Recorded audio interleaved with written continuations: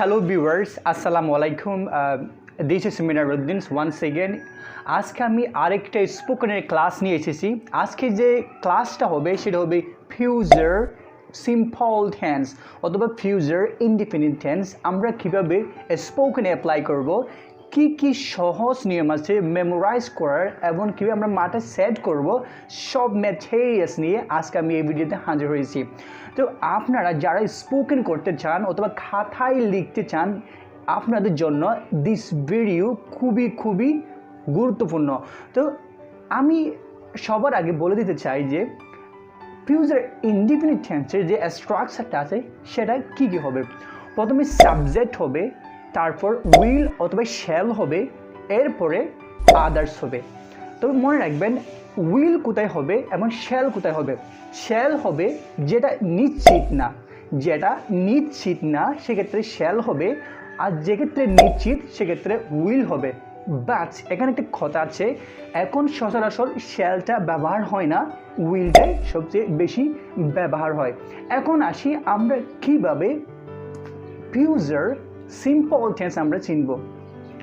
মনে রাখবেন বাংলা সেন্টেন্সের শেষে যদি ব, বে, বা এই তিনটে যদি ওয়ার্ড থাকে তাহলে আপনি বুঝে নেবেন সেটা হবে কি future indefinite tense. Future indefinite tense কী কী থাকবে?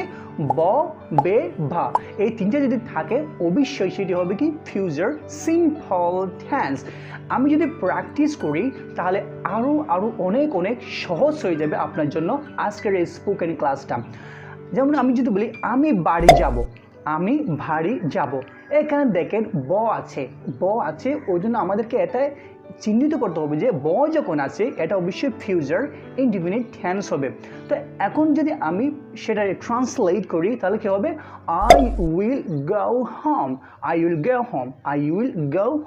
আমি বাড়ি যাব। আমি যদি বলি সে আজকে এখানে আসবে অথবা সে আজকে আসবে তাহলে কী হবে? বে আছে এখানে, ওই জন্য এটা কী হবে কি ফিউচার কী হবে? Simple tense. সে এখানে আসবে, she will come here today, সে আজকে এখানে আসবে। ঠিক আছে, তুমি আজকে বাজারে যাবে, বে আছে ওই জন্য এটা হবে কি future indefinite tense.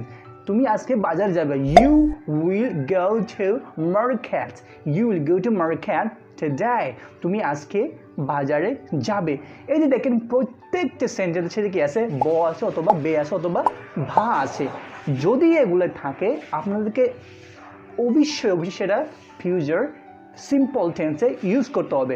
By the way আরও অনেক রুল আছে, তবে এটাই কিন্তু খুবই এগুলো ইউজ হয় উইল অথবা শ্যাল দিয়ে ইউজ হয়। শ্যাল বলতে বোঝানো হচ্ছে কি, মানে এটা নিশ্চিত না আমি যাব নাকি যাব না, সেটা নিশ্চিত না, সেক্ষেত্রে শ্যাল ব্যবহৃত হয়। যেমন কেউ একজন বললো আমি আজকে বাড়ি যাব অথবা আমি আজকে কক্সবাজার যাব, সে বললো কি আই শ্যাল গো টু